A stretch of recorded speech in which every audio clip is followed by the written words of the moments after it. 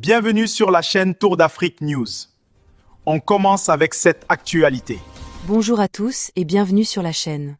Aujourd'hui, nous abordons une déclaration qui a secoué le paysage politique ivoirien. Mamadou Touré, membre influent du RHDP, a affirmé que le parti au pouvoir, dirigé par le président Alassane Ouattara, travaille à rester à la tête du pays pour les 25 prochaines années. Cette déclaration relance un débat crucial. Quelle est la vision réelle du RHDP pour l'avenir de la Côte d'Ivoire ? Jusqu'où un parti au pouvoir peut-il s'installer durablement dans la gestion du pays sans que l'opposition et la population s'inquiètent ? Dans cette vidéo, nous allons analyser ces propos, décortiquer le contexte politique derrière cette ambition à long terme et comprendre ce que cela pourrait signifier pour l'avenir de la démocratie ivoirienne. Restez avec nous, vous ne voulez pas manquer ça. 2 ans au pouvoir et peut-être encore au pouvoir pendant les 25 prochaines années. En tout cas, l'ambition du RHDP est affichée. Le ministre Mamadou Touré ne s'en cache pas à Lamine Fofana.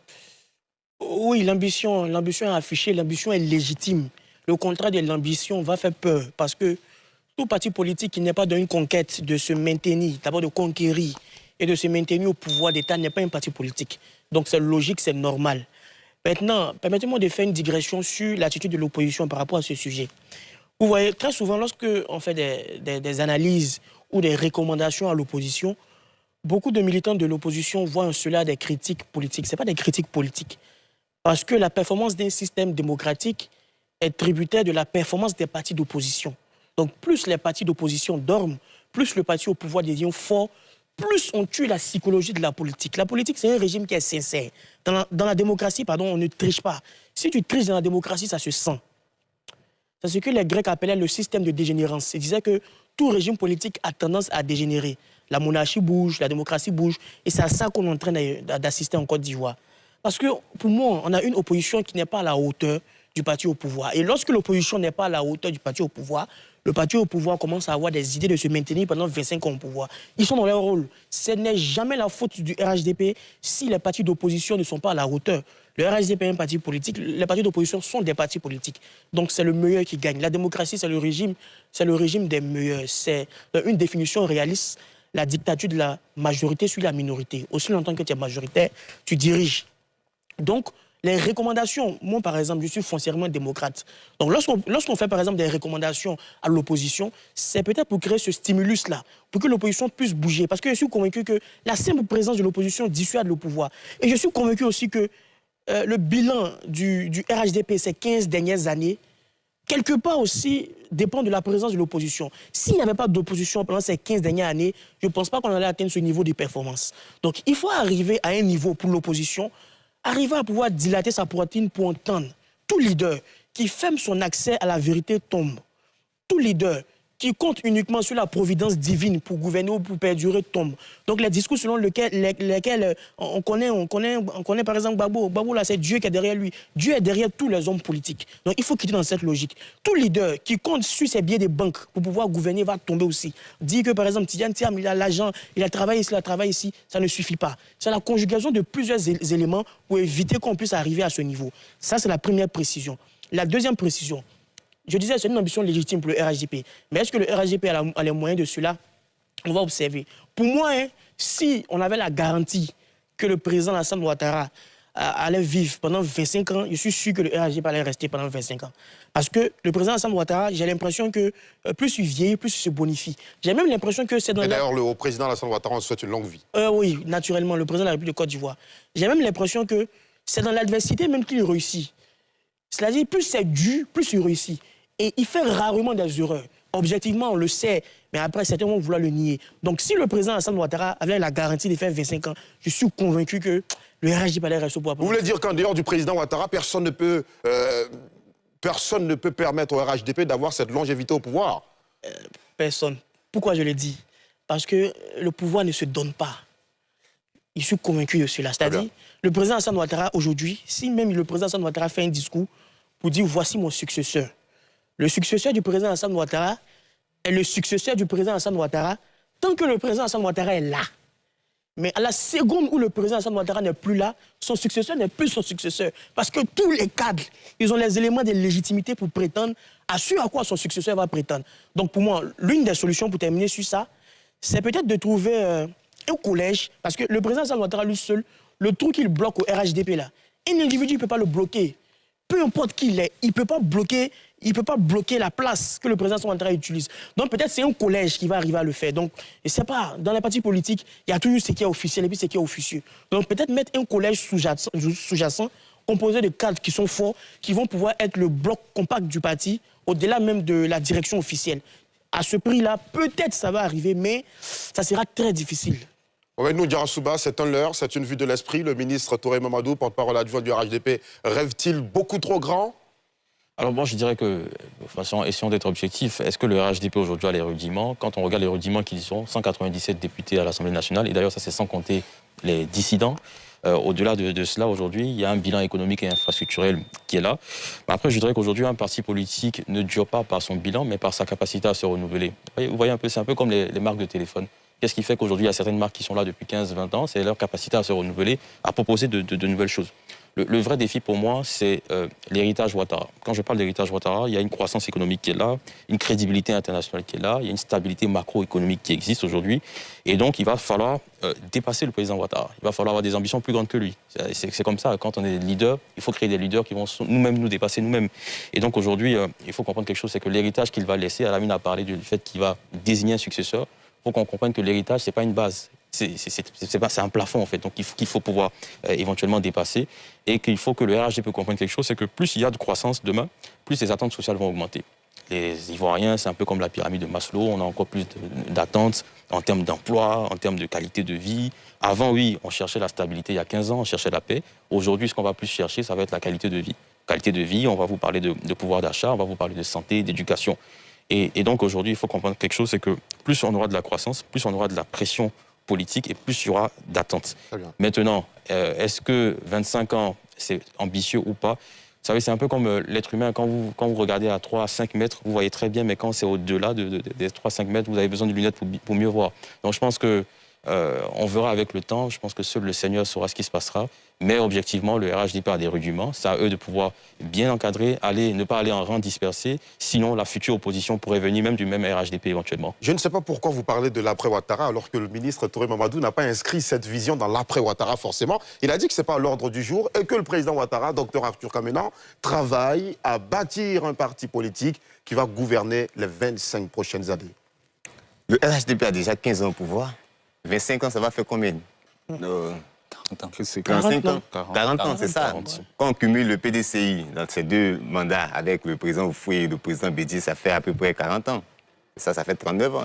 Alors que moi, ma crainte n'est pas au niveau de l'ambition. C'est légitime, comme mes prédécesseurs l'ont souligné. Un parti politique, son objet dans le champ politique, c'est la conquête, le maintien du pouvoir. Donc le RHDP, à l'heure actuelle, s'est donné les moyens de se maintenir au pouvoir. Avec la collaboration ou non de l'opposition, mais le RHDP s'est donné les moyens. Et ça, c'est à son actif. Mais moi, ma grande préoccupation, c'est la scission même au sein du RHDP. Quand vous regardez la composition du RHDP, Rassemblement des oufouettistes pour la démocratie et la paix, constitué à partir de 2005, avec les partis politiques différents, avec des noyaux différents. Et aujourd'hui, quand vous regardez la structure du RHDP, il y a le noyau dur du RDR.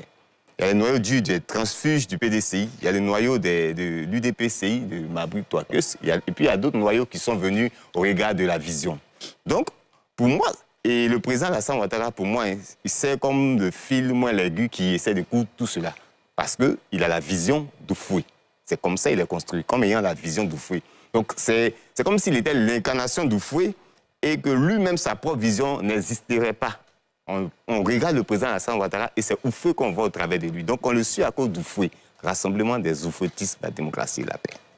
Et chaque fois, les actions d'Oufoué sont... Donc c'est comme si Oufoué vivait au travers de lui. Maintenant, je parle de scission dans la mesure où dans le processus, quand on regarde l'architecture gouvernementale actuellement, moi je me suis questionné pourquoi il y a eu le poste de vice-premier ministre, d'autant plus que si le président Alassane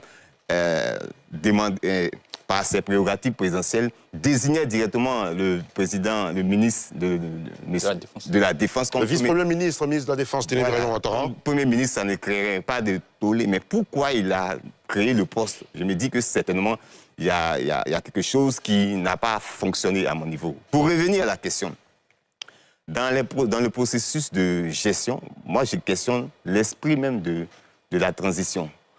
La Constitution nous dit que la levée de l'âge n'est plus. Oui, le verrou de l'âge. Le verrou de l'âge est levé.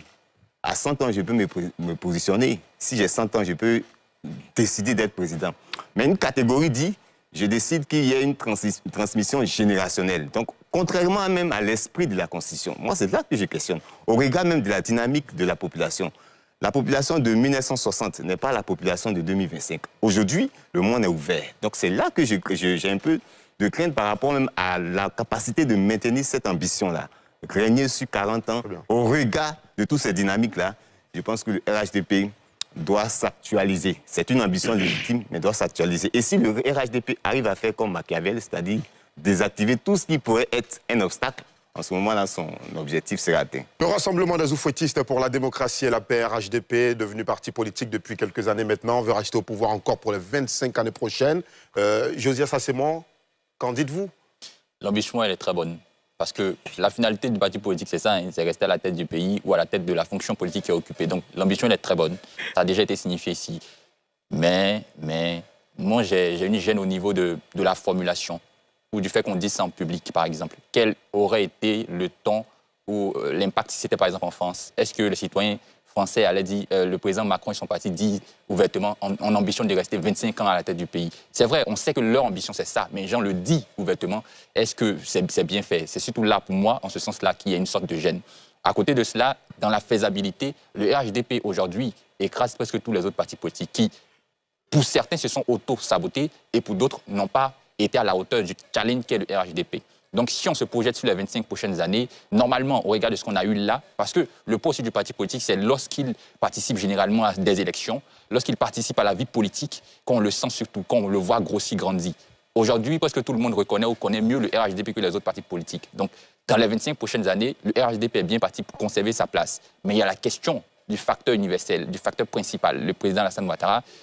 Est-ce qu'on pourra avoir un RHDP avec lui, sans lui, qui pourra maintenir ce qu'on a là? C'est surtout la question principale qu'on doit se poser. Et ça a longuement été développé ici. Bewindeng Guesson? Eh bien, c'est une ambition légitime. Mais il y a quelque chose de symptomatique dans les partis africains, et surtout ivoiriens, c'est la question de la succession. Il faut même se poser la question de savoir si ces partis respectent les règles, même en général, des partis politiques.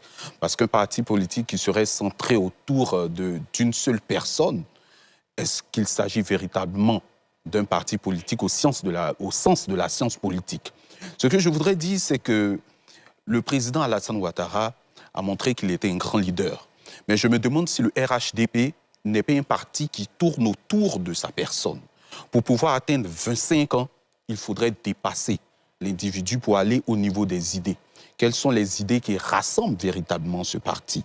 Car l'après, Alassane, je pense, sera très difficile. Je crée une guerre de succession. Et une guerre de succession, peu importe la personne qui la gagnera, va fragiliser le parti. Donc pour atteindre 25 ans, il faudrait des idéaux forts, tels que des dogmes qui pourront rassembler tous les membres du parti. Et je pense que ce parti pourra faire le nombre d'années qu'il veut. Alors, il y a cette question aussi que beaucoup se posent. Certains disent que ce serait un retour au parti unique. Et justement, j'aimerais savoir, Alamine Fofana, alors, est-ce que la démocratie implique nécessairement une rotation des idées et des acteurs? Est-ce que la démocratie implique nécessairement... La démocratie permet, c'est-à-dire, tout régime où il est impossible d'avoir une alternance n'est pas un régime démocratique. Donc la démocratie, dans sa forme, elle permet. Donc la latitude de permettre à tout citoyen de pouvoir concourir à la magistrature suprême, tout citoyen devenir député, maire, président du conseil régional, c'est ça d'abord la démocratie. Mais la démocratie n'impose pas l'alternance parce que l'alternance ne dépend pas de la mécanique démocratique. Donc en soi, c'est pas mauvais. L'alternance dépend, je termine, l'alternance dépend des populations. Ouais. Maintenant, est-ce que c'est mauvais ou pas? C'est une question de sensibilité terminologique. Moi, je pense que un parti politique dans un régime démocratique qui fait 50 ans au pouvoir, ça peut laisser des entorses à la démocratie. C'est-à-dire, si vous faites un diagnostic objectif, vous allez voir qu'un parti qui peut-être se maintient 50 ans au pouvoir d'un régime démocratique a peut-être même biaisé la démocratie pour y parvenir. Donc si c'est le cas, c'est plus la démocratie. Donc il faut penser maintenant les plaies. Maintenant, s'ils arrivent à se maintenir 50 ans au pouvoir sans avoir tordu le cou à la démocratie n'est pas contre ça, mais il faut se poser des questions pour savoir où sont les partis d'opposition. Voilà, quelle est leur force de proposition, comment ils arrivent à séduire les électeurs, parce que c'est pas, vous voyez, ça passe pas, quoi, c'est un peu ça. Mais si en réalité, c'est la population qui renouvelle sa confiance vis-à-vis de ces acteurs-là, il n'y a aucun problème, ça ne contredit nullement la démocratie. Et après, même l'alternance n'est pas seulement par rapport à un parti. Vous allez voir que les gouvernements bougent, les initiatives bougent, le programme national de développement bouge en fonction des priorités, en fonction des réalités, en fonction des enjeux aussi contemporains. Donc l'esprit de l'alternance, ce n'est pas aussi le changement des personnes, c'est aussi la mutation des programmes. C'est-à-dire, on atteint tel objectif aujourd'hui, on ne parle plus de ça, on bouge à un autre. C'est une forme d'alternance. Très bien. Voilà. En 30 secondes, docteur Kamenan. Oui, vous savez pourquoi la démocratie dans sa forme a été acceptée? C'est parce que la sociologie même de la Côte d'Ivoire fait qu'il y a eu différents modes de désignation au niveau des différents groupes ethniques. Au nord, ils ont leur manière de désigner qui est différente du centre, qui est différente du sud. Et la démocratie s'est positionnée comme le modèle qui permettait à chacun de pouvoir concourir. Mais pour moi, quand j'observe, les différents régimes qui sont passés n'étaient pas prêts pour la démocratie. Regardez ce que, par exemple, le président Félix Houphouët-Boigny a fait. Il a implicitement désigné son successeur, Henri Konan Bédié. Coup d'État, Henri Konan Bédié n'est plus. Laurent Gbagbo... Quoi qu'il en avait le droit. Il avait le droit, mais Et c'est le même processus qui est en train de se passer avec le RHDP. Implicitement désigner un successeur, l'imposer. C'est pourquoi, voilà. Josias, 30 secondes. Oui. Il faut savoir que cette question elle est légitime, celle qui se demande si on n'est pas en train d'assister à un parti État ou un parti unique, cette question-là. Parce que, à la réalité, au fond, la démocratie elle-même, elle est composée de l'alternance. En fait, la démocratie qui se définit comme le choix ou la gestion du peuple par le peuple, va faire en sorte que c'est la majorité qui va dominer. Et la majorité fluctue selon le temps, selon les années. C'est pourquoi vous allez remarquer, on peut être en 2015 et on aura une majorité FPI, et en 2017 une majorité RHDP, si les choses vont bien. Parce que la majorité elle-même, en elle-même, au fond, par nature, elle change, elle s'alterne, elle bouge. Donc, normalement, on doit avoir du changement. Maintenant, est-ce que si le RHDP reste, c'est problématique? Non. Mais si la même personne, pour le compte du RHDP, reste, là, ça devient problématique. Voilà pour cette analyse de la déclaration de Mamadou Touré sur le RHDP et son ambition à long terme. Qu'en pensez-vous? Pensez-vous qu'un parti puisse rester au pouvoir pendant 25 ans sans tension? Laissez vos avis en commentaire, abonnez-vous pour ne rien manquer de l'actualité politique ivoirienne et activez la cloche pour être alerté dès nos prochaines vidéos. À très vite.